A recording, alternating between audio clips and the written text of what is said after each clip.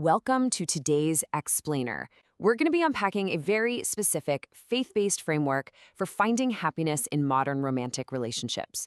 Whether you're just navigating the early awkward stages of a crush or you're dealing with some really deep marital conflicts, exploring different philosophies on love can honestly be incredibly eye-opening. Okay, let's just jump right in and anchor ourselves in today's source text. We are looking at Ryuho Okawa's book, How to Grasp Happiness. We're going to focus specifically on Chapter 1, which offers recommendations for what the author calls a flexible and intellectual romance. It's basically a framework that directly links the spiritual realm to everyday earthly dating. But right off the bat, you've kind of got to wonder, how exactly does an author bridge the gap between everyday dating dilemmas and, well, divine intervention? Like, how can a spiritual belief system actually influence your earthly romantic success? That is the core question this book attempts to answer, framing romance not just as a social thing we do, but as a deeply spiritual journey. So, to understand this unique blend of advice, here's our roadmap.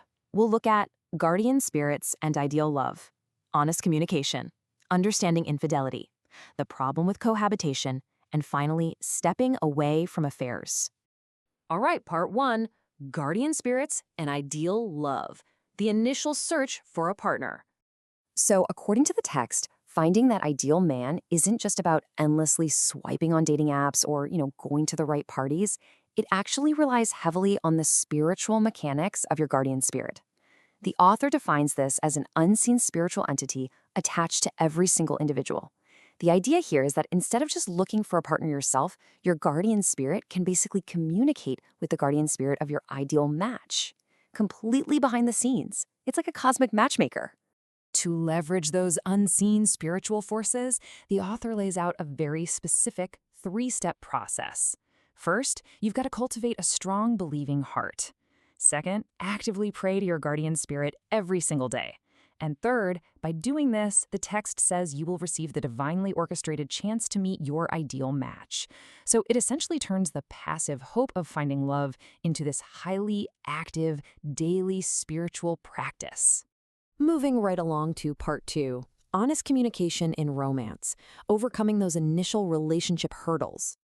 We've all been there, right? You like someone, but you end up saying the exact opposite of how you actually feel.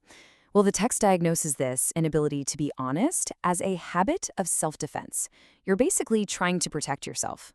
The spiritual solution here requires a much more intellectual approach to romance. You have to put in the effort to recognize and actively control your emotional fluctuations. You really have to drop that defense mechanism so your words actually align with your true heart. Okay, part 3, understanding infidelity and trust, navigating relationship crises.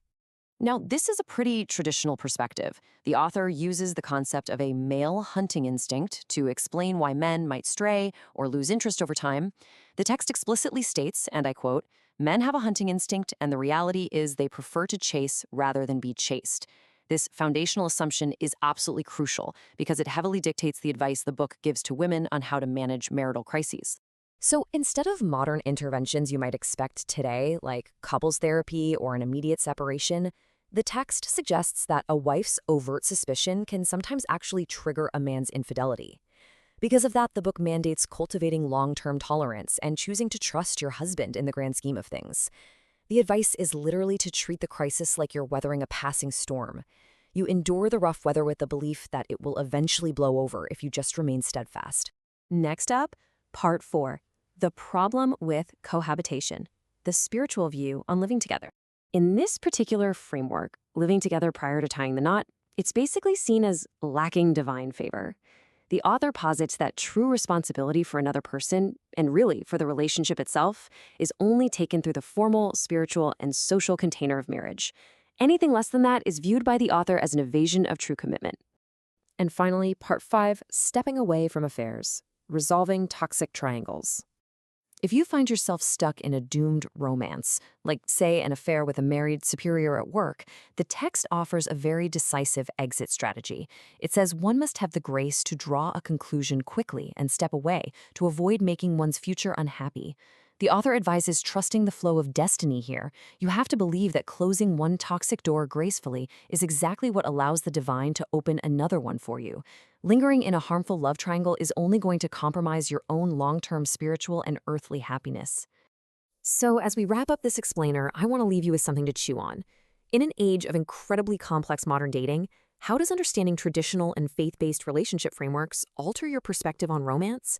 Whether these strict spiritual mandates really resonate with you, or maybe you prefer much more contemporary approaches, taking a look at these different philosophies definitely helps us understand the wildly diverse ways humanity seeks out love, connection, and ultimately happiness. Thanks so much for joining me for this breakdown, and I really hope it gave you something fascinating to think about. Welcome, everyone. Today we're going to explore a deeply fascinating philosophical framework for what makes a marriage actually work. We are unpacking the architecture of a happy marriage exactly as it's outlined by author and spiritual leader Ryuho Okawa. Now, whether you're actively searching for a partner, maybe you're currently married, or honestly you're just interested in how different philosophies approach human connection, this explainer is absolutely going to challenge some very common modern assumptions. Our source material for this explainer is Okawa's book, How to Grasp Happiness. It's essentially a pragmatic philosophical guide to navigating life's core dilemmas. And specifically, we're going to focus entirely on Chapter 2 today, which is aimed directly at those desiring a happy marriage. The text doesn't just offer your standard dating tips, it offers a complete psychological and spiritual paradigm shift. Okay, let's dive into this. Here is our roadmap for today. First, the quest for marriage. Second, a shift in perspective. Third, the arranged marriage advantage. Fourth, the only daughter's dilemma. And finally, hardships as total happiness. Starting right off with Section 1, the quest for marriage. So, Chapter 2 is titled, For You Who Desire a Happy Marriage. Okawa begins by acknowledging a totally universal modern anxiety. You know the one. People today are presented with endless options, and we tend to approach dating with these massive checklists, just desperately searching for that one perfect person who aligns flawlessly with our feelings. He directly addresses readers stuck in this paralyzing evaluation phase, who are constantly asking what kind of person they should marry to be happy. Well, if you're just waiting for the bluebird of happiness to simply fly into your life, he argues that you're looking at the entire institution of marriage backward. Which brings us to Section 2, a shift in perspective. To build a successful marriage, Okawa demands a fundamental shift. We're talking about moving away from a mindset of receiving to one of giving. The common modern approach usually asks, will this person make me happy? But the text flips this completely. The crucial question is actually, can I make this person happy? The source fundamentally challenges the romantic ideal of being made happy, urging you to look around your potential dating pool and ask who among these people you can successfully support and bring joy to. The text dives into the specifics of this supportive mindset, particularly addressing women. It asserts that men are fundamentally looking for women who will support them. The author advises that to make a partner decide to marry you, it's highly effective to let them imagine a harmonious family life, deliberately showing your behavior as a potential supportive wife. You shift from being a passive receiver of happiness to an active creator of it. So, how do you know if you can actually support someone forever?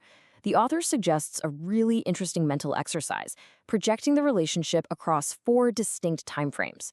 Don't just picture the wedding or the newlywed phase. Imagine raising children together over the years. Imagine growing old over decades. And finally, project all the way to the deathbed. If you can envision a lifelong story that naturally connects through all of these phases, well, then you're evaluating your compatibility with real foresight. Let's move on to Section 3, the arranged marriage advantage. Because the author values practical foresight over fleeting passion, the text presents a fascinating and maybe a bit surprising defense of a highly structured approach, the traditional Japanese arranged marriage, or miyai. Passionate love marriages are often highly idealized and totally emotion-driven, right? Miyai, however, involves objective third-party intermediaries, and because expectations are grounded in realism rather than blinding romance, the text notes that statistically, these arranged marriages often boast a higher success rate. The key concept to grab here is objective eyes. The text explains that when we are completely consumed by passionate love, we develop massive blind spots. We just ignore the red flags. Relying on the objective viewpoints of parents, mentors, or matchmakers acts as a cooling mechanism. It allows for a much cooler, more analytical evaluation of whether two people can actually build a stable, lifelong family unit. Next up is Section 4, the only daughter's dilemma. Our explainer now shifts to a highly specific and honestly very emotional cultural dilemma addressed in the text. It's the situation of an only daughter and the overwhelming guilt she might feel at the prospect of leaving her aging parents behind to start her own family. The author paints a picture of a woman who has a willing partner, but hesitates out of a deep sense of duty, constantly asking herself, am I abandoning my parents by getting married and leaving home? The intense fear here is that by seeking her own happiness, she's somehow failing in her duty to the family that raised her. The author provides a highly pragmatic and pretty blunt counter-perspective to this guilt. He asks, if you sacrificed your chance at marriage just to care for your parents, what happens in 20 or 30 years when they're gone? Will you live out the rest of your life alone, secretly resenting them? The text argues that the psychological risk of that kind of long-term resentment is massive. Therefore, it's actually far better to value your own desire to marry. And this brilliantly illustrates the author's total redefinition of duty, which he calls true filial piety. The text completely reframes independence. It argues that parents fundamentally want their kids to be happy. If a child sacrifices their future purely out of obligation, the parents will ultimately just worry. So, establishing your own independent life and securing your own happiness is actually the ultimate act of respect and care for your parents' peace of mind. Finally, Section 5, Hardships as Total Happiness. Here, the source zooms way out to address the ultimate philosophical purpose of marriage itself. It explicitly tackles this highly modern, super relatable question. Is it a mistake to think I can be perfectly happy staying single forever? Because, let's be real, staying single allows you to avoid the friction of living with someone else, the immense effort of child-rearing, and the financial burdens of a family. You can just live freely and cleanly. But the author's answer is a resounding yes. It is a mistake. Staying single might help you avoid immediate trouble, sure, but it severely limits your growth. The text views marriage absolutely not as a fairy tale, but as a training ground. Yes, child-rearing and living together require immense effort, but the text frames all of this as a long-term investment. By stepping into these inherent hardships and overcoming them together, you gain a multifaceted, much deeper joy that simply cannot be accessed by playing it safe and avoiding life's challenges. I really want to highlight this specific, incredibly powerful term used in the text, soul training. The author argues that you shouldn't wait around for a 100-point perfect partner. Even an imperfect partner, actually, scratch that, especially an imperfect partner, provides the necessary friction for your own spiritual growth. Marriage forces you to compromise. It forces you to expand your capacity for empathy and to manage your ego. It is, fundamentally, a gymnasium for the soul. We'll wrap up our analysis with this concluding thought from the source. Making an honorable effort to do all that you can will open the path to total happiness for you. You see, the architecture of a happy marriage isn't built on finding someone who hands you happiness on a silver platter. It's built on the honorable effort of rolling up your sleeves, choosing to make someone else happy, and fully embracing the messy, beautiful training ground of family life. So, as we conclude this explainer, I want to leave you with a final question to ponder based on Ryuho Okawa's framework. Are you endlessly seeking someone to make you happy, or are you finally ready for the soul training of making someone else happy? Thank you so much for learning with me today. Take some time to reflect on this and see how it might shift your own perspective. Welcome to The Explainer.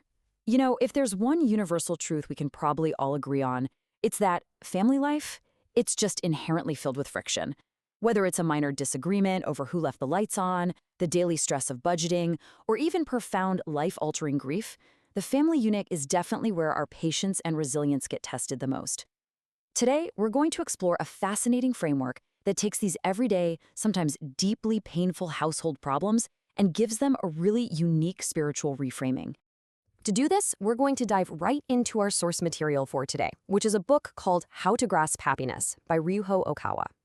Now, what makes this text so interesting to analyze is how it seamlessly blends highly practical, down-to-earth household advice with this overarching, deep, spiritual philosophy. We'll be looking specifically at Chapter 3, which covers common personal family problems. My goal today is to impartially guide you through the author's viewpoint and show you exactly how this philosophy tackles the domestic struggles we pretty much all face. Okay, let's dive into our roadmap for this explainer. We're going to look at four main areas today. First, the in-law training ground. Second, balancing work and parenting. Third, smart household financial management. And finally, polishing the soul through pain. So, kicking things off with Section 1, the in-law training ground, and how to reframe that relationship friction. Living with or frequently interacting with your in-laws, well, it usually brings a good amount of relational friction, right? But the source material reframes this entirely. It suggests that we really shouldn't view this tension as a burden or some kind of punishment. Instead, we should actually see the extended family environment as a necessary training ground. Now, I know that's way easier said than done, but according to the text, this dynamic specifically exists to compensate for our own lack of social experience. It provides us with these daily built-in opportunities for spiritual and personal growth. So, how do you actually master this training ground? Well, the author gives us a clear strategy. First off, you have to humbly acknowledge your own inexperience. When friction pops up, our natural human tendency is to immediately focus on the other person's flaws. But the text advises a proactive pivot here. Consciously shift your focus away from their flaws and actively look for their good qualities. By observing what they actually do well and learning from those positive traits, you use the inevitable friction of living together to polish your own wisdom. You basically turn an annoyance into a major asset. Moving right along to Section 2, balancing work and parenting, and taking the long-term view. Now, what's really interesting about this concept is the number 20. The text draws this sharp contrast between human beings and the animal kingdom. While a lot of animals can walk right after birth and get self-sufficient pretty fast, human kids are uniquely vulnerable.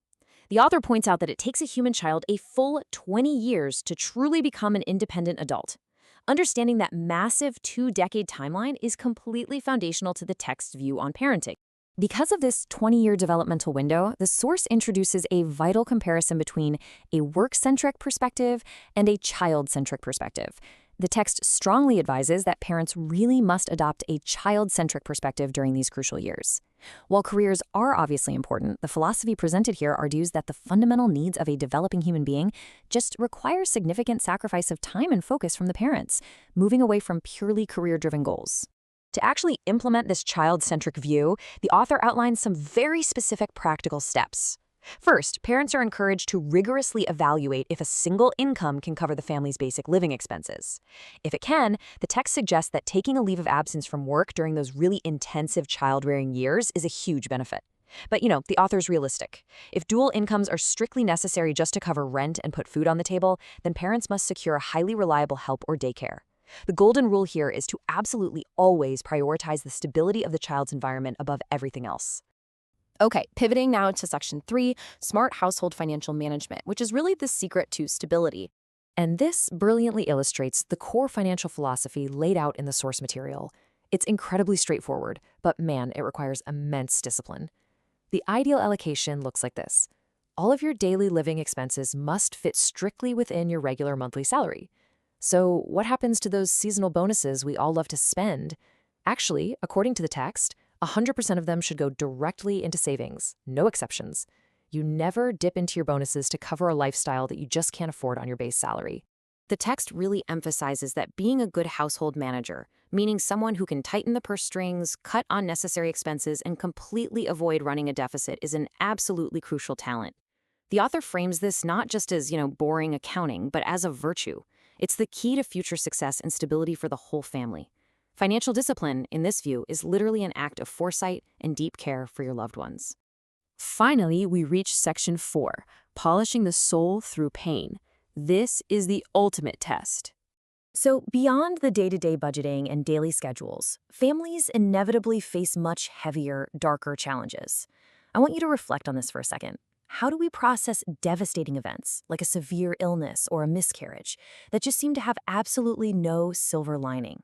When tragedy strikes, it's so easy to feel entirely defeated. But the source material offers a profound spiritual reframing for exactly these moments of deep despair. To fully grasp this, we have to look at the underlying spiritual viewpoint of the text. The author posits that human beings are essentially souls currently occupying physical bodies to undergo training here on Earth. From this perspective, physical suffering, illness, or even loss aren't permanent states. Instead, they're temporary experiences meant to serve a much higher spiritual purpose for the soul's development. So, the crucial point is this incredibly powerful metaphor introduced in the text, the concept of the file, or in Japanese, yasri. The author writes that we should think of suffering and sorrow as a literal file used to polish the soul.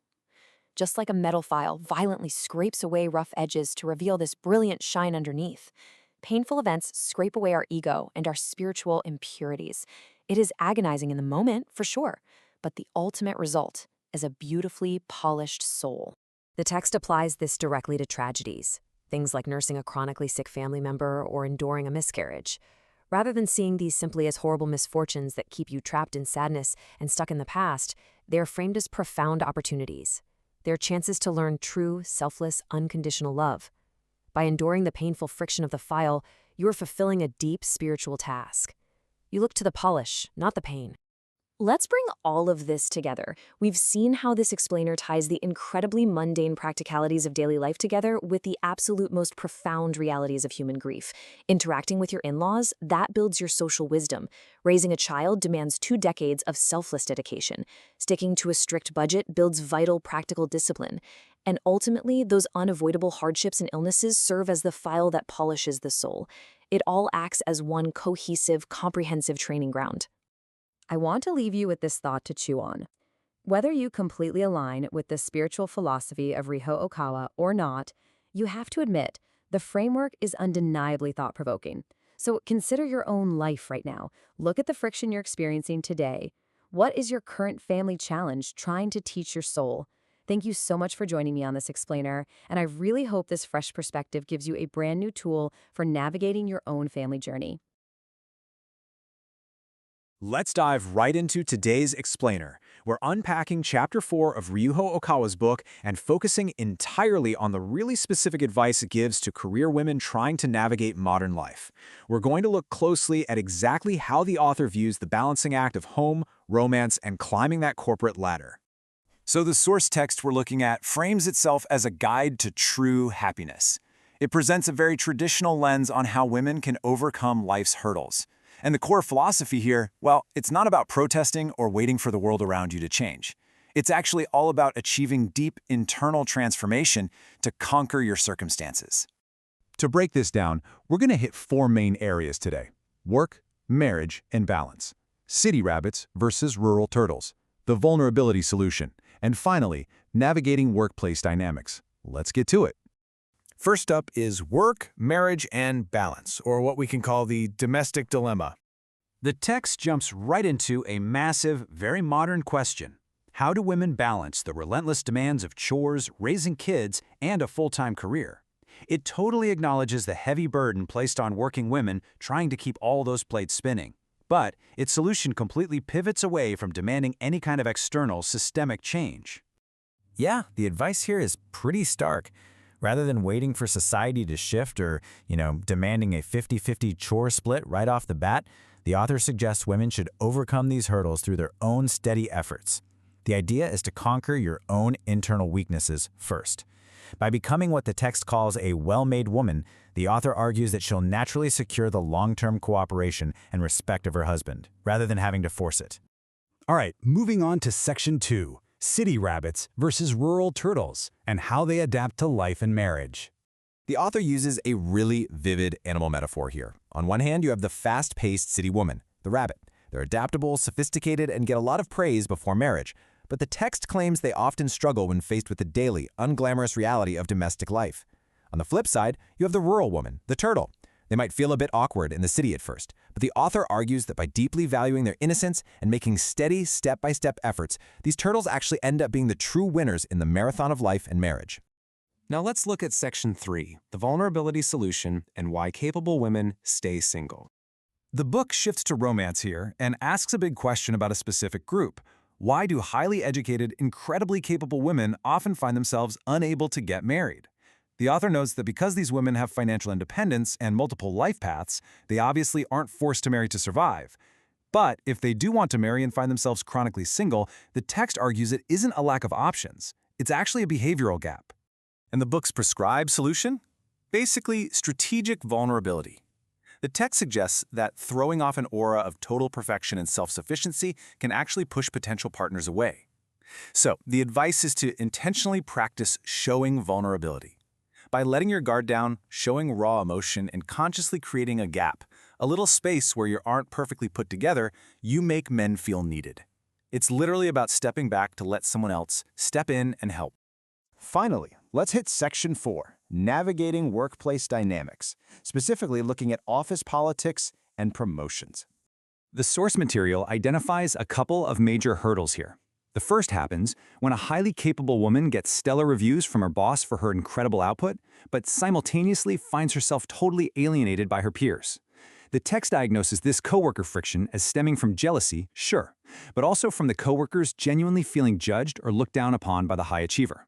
To fix this stressful dynamic, the author advises a pretty radical shift in your workplace persona.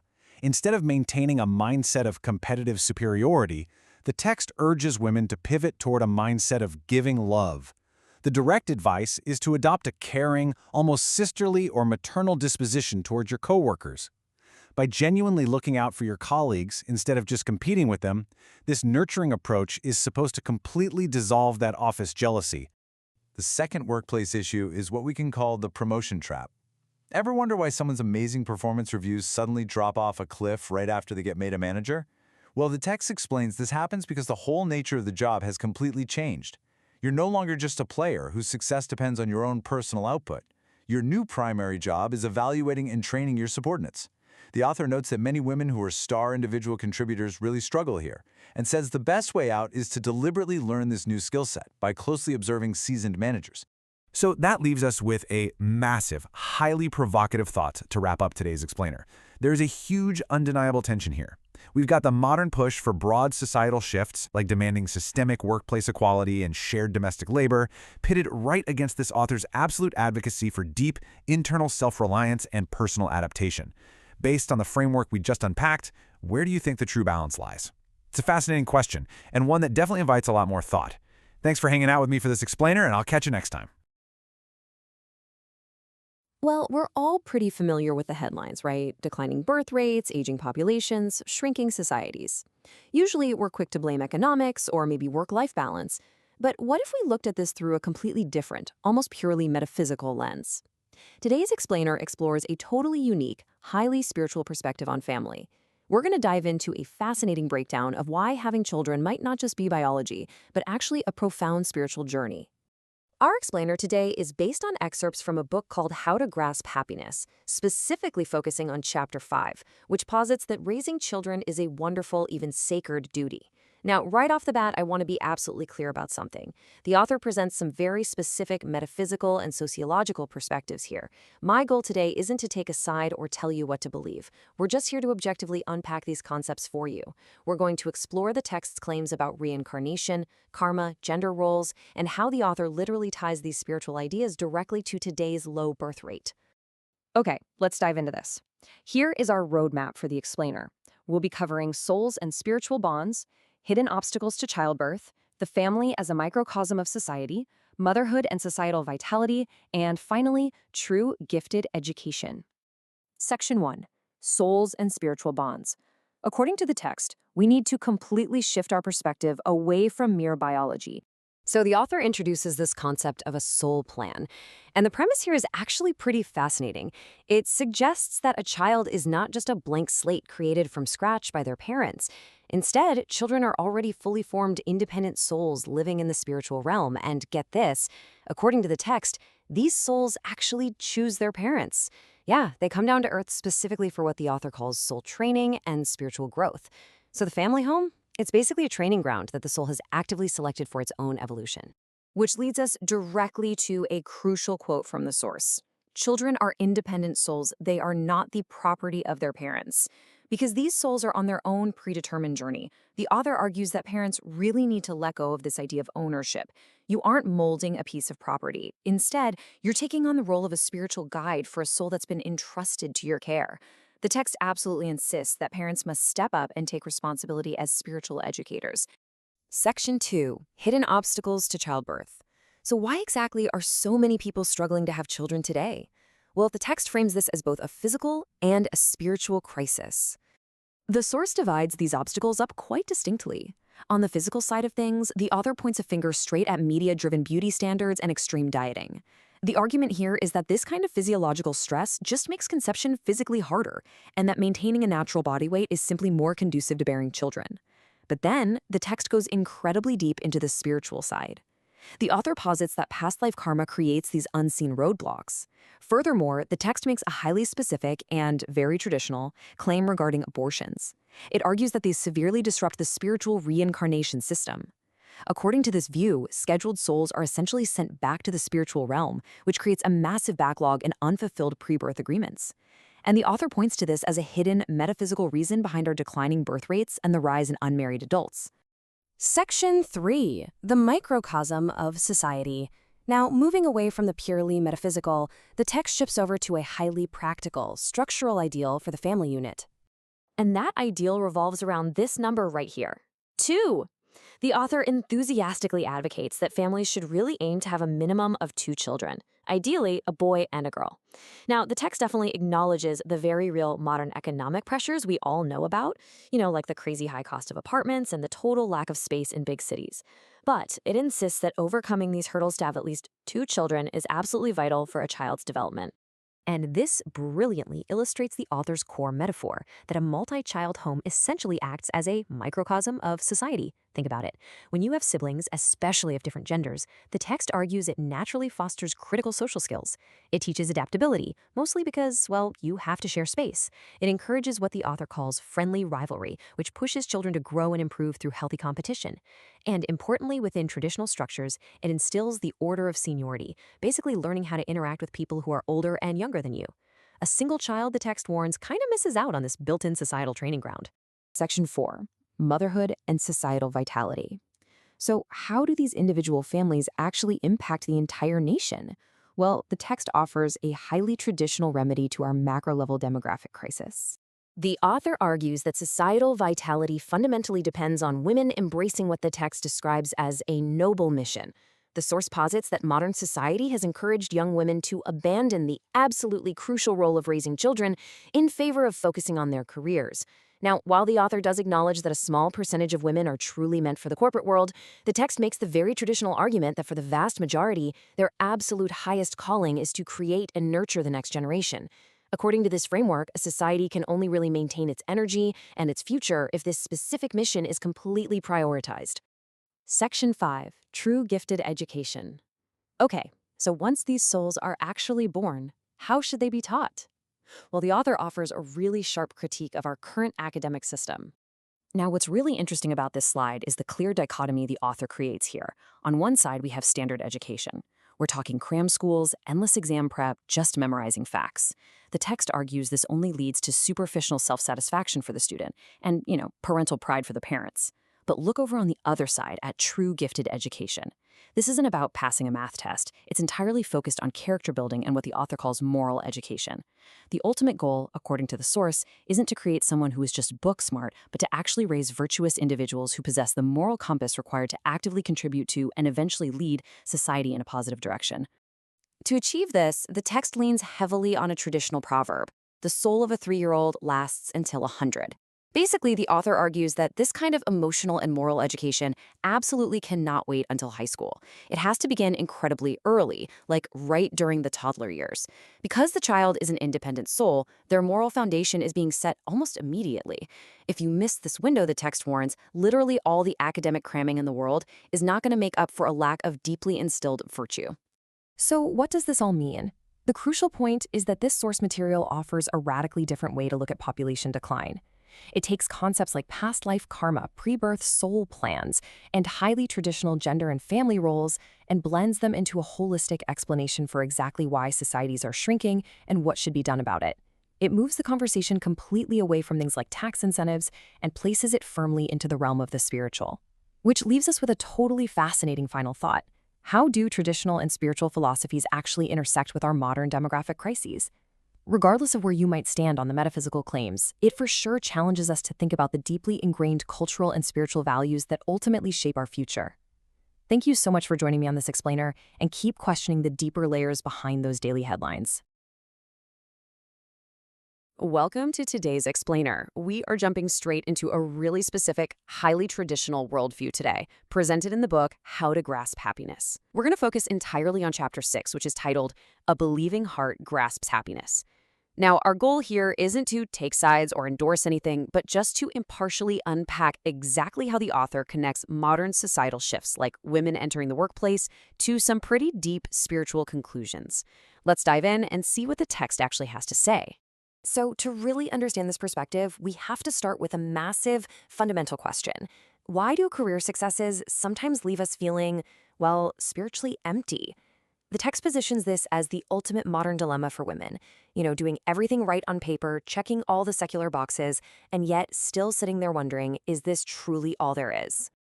All right, let's get into Section 1, the modern marriage dilemma. Now, if you were to ask your typical sociologist why marriage rates are declining, they'd probably point straight to higher education and career advancement, right? But the author pivots here to a distinctly spiritual claim. The text argues that the real underlying issue is that women are losing an honest heart. The idea is that because the freedom to work independently acts as an escape route, women aren't forced to commit to marriage, and because of that, they kind of miss the right timing altogether. To fix this, the author issues a very direct call to action, saying, let's find the feminine virtue of an honest heart. And just for context, in this book's universe, an honest heart essentially means docility and self-reflection. It's a highly traditional argument, positing that women must look inward and rediscover the specific virtue to properly navigate modern relationships. Which brings us to Section 2, Workplace Friction and Perceptions. Okay, so the book tackles the very real issue of workplace sexual harassment, but it frames the root cause through its own unique lens. The text argues that a lot of this friction actually stems from a fundamental communication breakdown. Basically, the claim is that men and women simply have completely differing sensory perceptions. So during this transitional era where women are advancing at work, the two sexes are essentially just misreading each other's boundaries. To illustrate this, the author points to the Japan Self-Defense Forces. Imagine a single female communications specialist joining an all-male unit. According to the text, the men's reactions were kind of all over the place. Some enjoyed it, others felt tense, and some felt their male-centric society was totally disrupted. The author's main point here? Workplace integration causes a profound culture shock for both genders as they clash over totally different ways of operating. Moving on to Section 3, Rethinking True Self-Realization. The author maps out a really specific logical path for us here. Step 1, a woman devotes herself entirely to worldly secular work. Step 2, she still feels an unexplained emptiness. And step 3, which is really the core of this whole argument, she must recognize that this emptiness is actually evidence. It's evidence that secular work alone just isn't enough, and that her soul is truly fundamentally seeking love, marriage, and family. Then the author poses a pretty challenging hypothesis. Are women simply escaping into hobbies and work? The book suggests that instead of facing the soul's deep desire for a traditional family, a lot of women use pastimes, travel, or their careers almost like a shield, a way to hide from what they truly need for spiritual fulfillment. Actually, it makes you wonder, have you ever noticed people throwing themselves into their jobs just to avoid the bigger life questions? All right, that leads us right into Section 4, Cultivating a Beautiful Heart. Let's define exactly what that means. Because in this text, a beautiful heart isn't just about being a kind person. It explicitly means having faith in the invisible world, including God and Buddha. The author asserts that no matter how much time you have left in your life, refining your mind to achieve this faith is literally your greatest, absolute, most important task. To explain why this is particularly vital for women, the author actually splits the male and female soul into two distinct camps. The text claims men's souls are heavily attached to three-dimensional matters. The physical, the pragmatic stuff. But the female soul? The book argues it is inherently drawn to art, music, and the spiritual realm, giving women a far superior sensitivity to the invisible world. And finally, Section 5, Sensitivity, Faith, and Happiness. So, the author builds on this idea of innate sensitivity to make a really bold prediction. We are currently entering a new religious era. Because women supposedly possess this spiritual superiority, the text concludes they won't just participate in this new era, they're actually going to lead it. Instead of competing in the corporate world, the text suggests women should be leveraging their spiritual talents to ascend. The author distills this entire philosophy down into one absolute promise. Quote, "Faith is a wonderful, beautiful thing for women.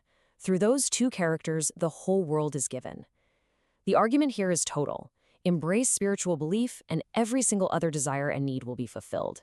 It's presented as the ultimate, all-encompassing solution to modern dissatisfaction.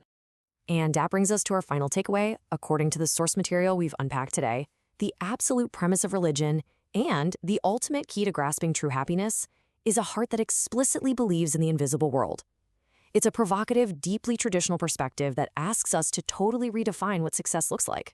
So, what do you make of this framework? Does true happiness really require us to look past the visible world entirely? Definitely something to chew on as we wrap up. Thanks so much for joining me on this explainer.